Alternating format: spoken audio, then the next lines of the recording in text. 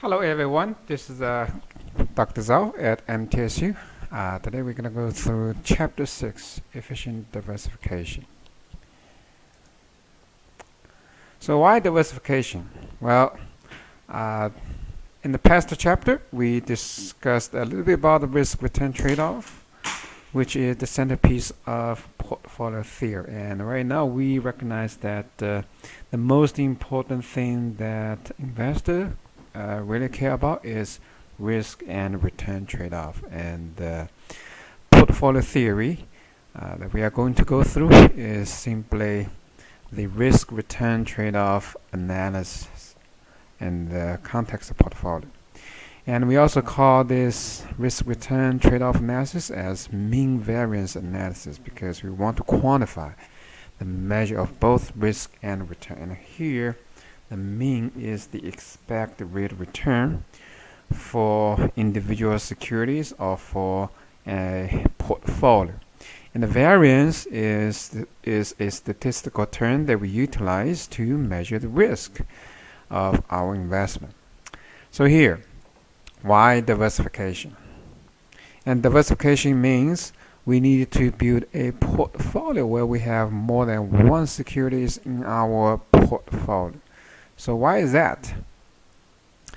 Now, before we take an example to see how we can reduce risk by doing diversification or building portfolio, let's review a little bit about statistics. Well, here we have four very useful statistical terms to assist our later risk-return trade-off analysis. The first one is the variance. Second one is standard deviation. Third one is covariance, and last one is correlation coefficient.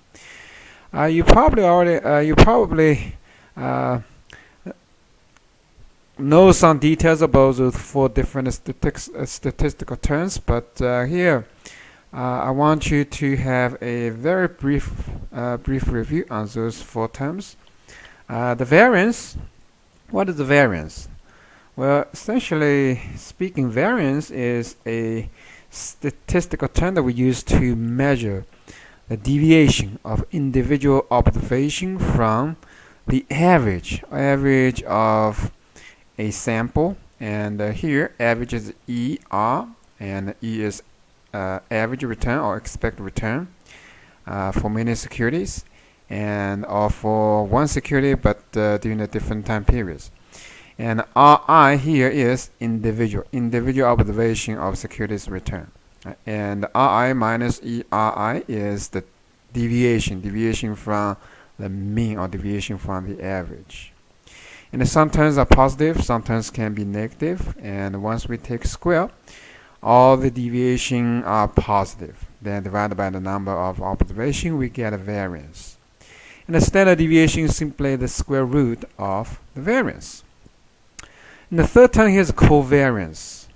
And the covariance is a very important term that we utilize to measure the co-movement of two different securities. As we know, stock price goes up and go down, and on the stock market we may observe that some stocks tend to move together, but the others may move on the opposite direction. So this covariance is used to measure the extent to which two securities move along with each other. And if they move on the same direction, then the covariance is positive. But if they move on the opposite direction, then covariance would be negative. If two securities move randomly between each other, then the covariance should be 0. The alternative measure for that co-movement is called correlation coefficient. And the correlation coefficient is called rho, and not P, a rho, a Greek letter. And a rho 1, 2 means the correlation coefficient between first and the second security. It has certain relationship with covariance. If you know covariance and the standard deviation of individual securities, you can calculate rho. Now, let me demonstrate a very simple but very powerful example on how we can manage risk or reduce risk by doing portfolio or through diversification. And the simple case here, just to combine two risky assets. Let's say stock 1 and stock 2. And here stock 1 has expected rate of return of R1, and the stock 2 has expected rate of return of R2. Now we combine those two stocks into our portfolio, and we may put different amount of money in each stocks. Let's say the weight for first one is W1 and weight for second security is W2.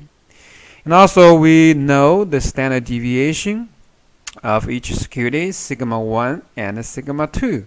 And those two securities may move on different directions. Therefore, we have a correlation coefficient, rho 1, 2, to measure its co-movement. And once we combine two securities together, what matters for an investor is no longer the individual stock return and risk, but the return and risk for the entire portfolio. And here we have two basic rules to calculate expected rate of return for the two risky asset combo, as well as the riskiness of that portfolio, either reflecting the variance or standard deviation. And through the equations, you see it's pretty straightforward to calculate expected rate of return for portfolio. It's just the weighted average return of two different stocks. W1 times R1 plus W2 times R2. Very simple weighted average. Now let's take a look at the variance of the portfolio. Variance portfolio follows a pretty complicated equation. Let me read this for you. The variance of portfolio equals W1 squared times sigma 1 squared plus W2 squared times sigma 2 squared, and 2 W1 W2 sigma 1 sigma 2 and rho 1 2. It has three terms, and W1 W2s are weights of two different stocks. Sigma 1 sigma 2s are standard deviations of two different securities. And I want you to pay attention to the very last variable of this variance equation. It looks like a P, but actually it's rho 1 2. What is that? That is correlation coefficient between security 1 and security 2. And this rho 1 2 measures the co-movement of two different securities. And the standard deviation of portfolio simply equals standard square root of the variance. Right. The equation itself looks pretty tedious, but let's take a look at an example to see how we can calculate expected rate of return variance of two stock portfolio. Here's an example. Let's say we have two stocks, stock A and B. Stock A has expected rate of return of 15%. Stock B has expected rate of return of 10%. Notice that stock A has higher return than stock B. So it's reasonable to assume that stock A would have higher risk than stock B. And actually, this is the case in this example. Stock A is more risky. Its standard deviation is 20%. And the stock B is 15% for its standard deviation. So the question asks you, if we put 60% of our money in stock A and it's 40% of money in stock B, then what would be the standard deviation of the portfolio? Given the coefficient correlation negative 0.5. Right. Before we tackle some math, let me ask you very intuitively in terms of the risk-return trade-off for this two-stock combination. Right. In terms of return, would the return of this portfolio either higher than 15% or lower than 10%, or something in between? Well, stock A has a return 15%, stock B has a return 10%, and right now we put them together. So I think it's intuitive to say that the combined portfolio should have returned something between 10 to 15% because it's going to be the weighted average. And actually, this guess is correct.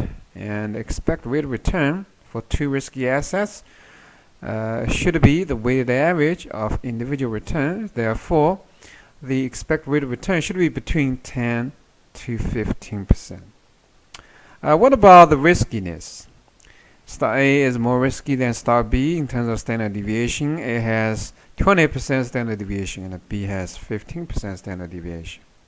Now we put them together. So you would say, intuitively speaking, the riskiness of that two stock combo should be something between 15 to 20%. Right? In that case, let's do the calculation.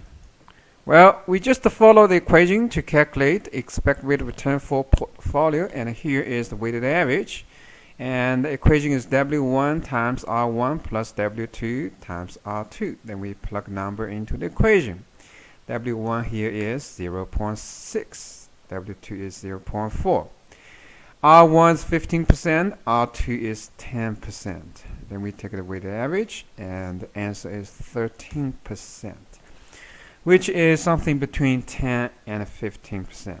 Right? So it's weighted average return for those two stocks.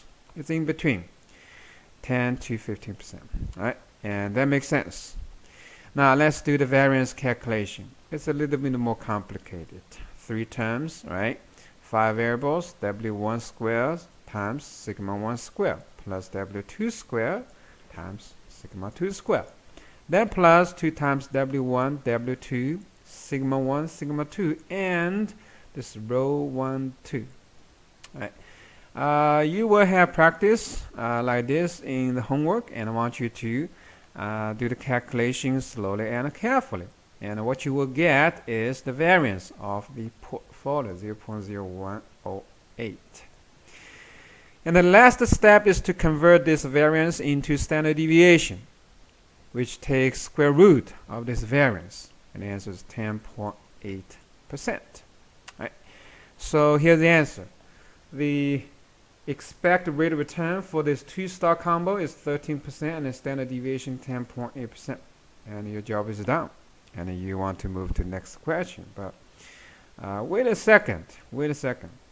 I think what we are doing here is not just doing mathematical calculation. What we are doing here is risk-return analysis, risk-return trade-off analysis. Right? Once you get an answer, you want to look at the answer to see if that makes sense or not. Right? And let's look at the initial questions. Start A and B. Right? A has higher return, 15%. B has return of 10%. And here, the weighted average return, 13%. It's in between. That makes sense. What about the variance? Well, standard deviation of stock A 20%, stock B 15%. Previously, we said that if we had to take a guess, then standard deviation for the portfolio should be something between 15 and 20%. Maybe 7, 18%, 16%. But look, here is a huge surprise. The standard deviation of this two stock combination is 10.8%, which is lower than 20%, of course, and also lower than 15%. It's lower than either of stocks' standard deviation. All right? Think about this. When you come at two stocks, you got an average return, right? When you put them together, you're expecting average riskiness, right? Something between 15-20%, but actually what you are getting is much better than you expected. Your return, the risk has been reduced significantly from the range of 15-20% to 10%. All right. So the benefit, and again here through this portfolio building, is the reduction of risk, and we call this as diversification effect. It's like a magic, right?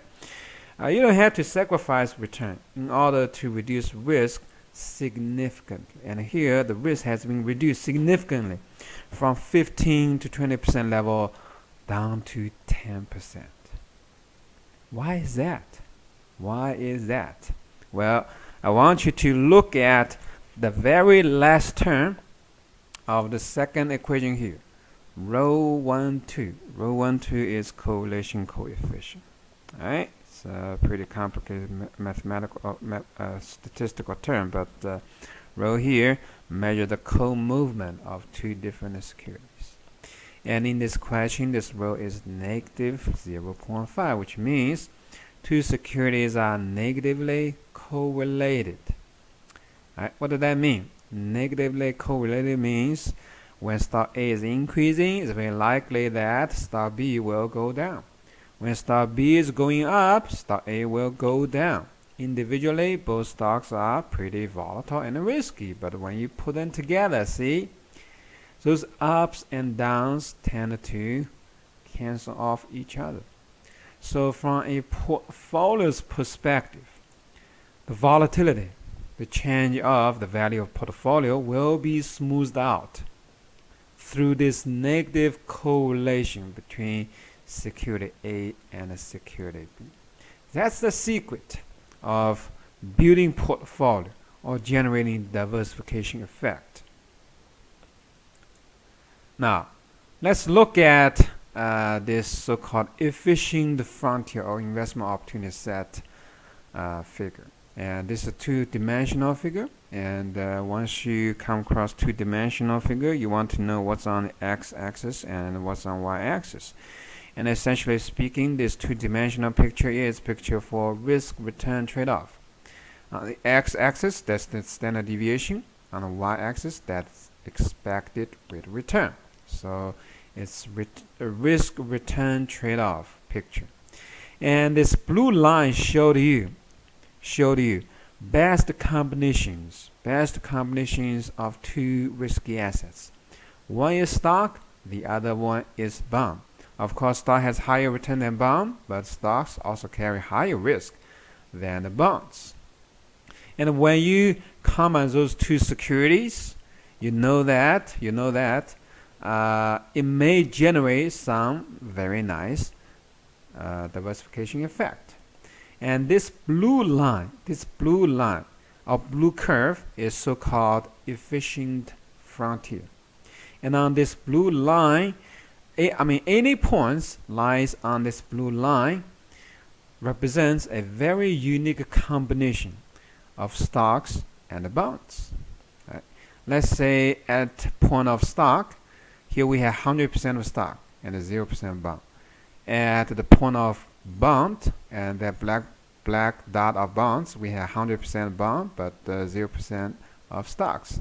And in between, we have various mixture of stocks and bond, maybe 50 to 50%, maybe 40 to 60%, 30 to 70%, and there are unlimited number of those combinations lies on this blue curve, and this blue curve is called efficient frontier. And any point lower than this efficient frontier represents inefficient combination of stocks and bonds. And any point on this efficient line showed you the efficient trade-off of risk and return. And notice that this blue curve bended to the left. When it bent to the left, we say that the portfolio generate diversification effect. So what is the factor that will affect the extent to which this blue curve bent to the left? And actually, the more it bent to the left, the greater the the greater the diversification effect it will be.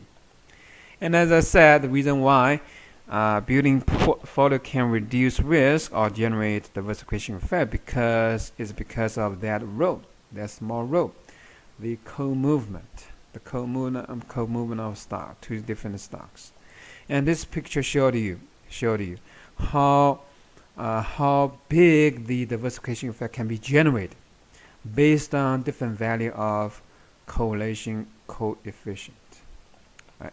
And here we have 1, 2, 3, 4. 4 different shapes of efficient frontier. And let's say this blue curve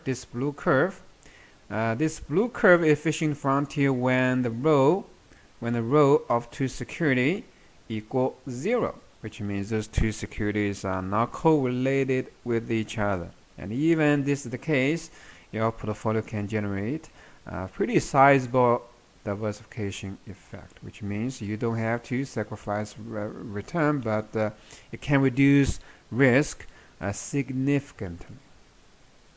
And if the row is equal to 1, then you see this straight blue line, and the row equal to 1 means those two securities positively and perfectly correlated to each other. Right? They move on the same direction with same magnitude all the time. In this case, the portfolio will not generate any diversification effect, because on this straight line, your return is average return and your risk is average risk. Right? But once this curve bends to the left, you're getting some diversification effect.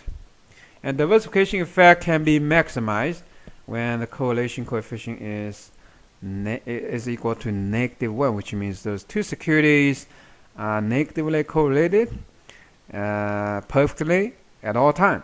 And when, let's say, when stock A increases by 10%, stock B will decline by 10%. Exactly. Right? And if that is the case, we see this black arrow, black triangle. And in this case, you see that it touches the y-axis. When it touches the y-axis, what does that mean? Let's say at this point, let's say a unique combination of those two securities actually can achieve expected rate of return of 6.5%. But at this point, the riskiness of the entire portfolio can be reduced to 0. Right? So this is a very powerful setting for two risky asset combination where correlation coefficient is equal to -1.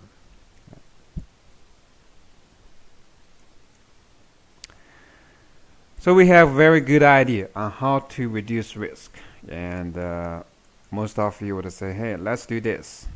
Reduce risk to 0 while we maintain a decent return, right? And in order to have this great scenario to happen, we have to have this row equal to -1.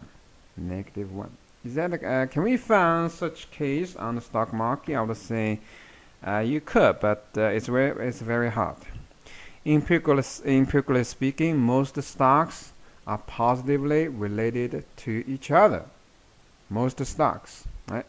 And this row is very likely to be a positive number, but not equal to 1. Even when row is a positive number, diversification effect can still be generated.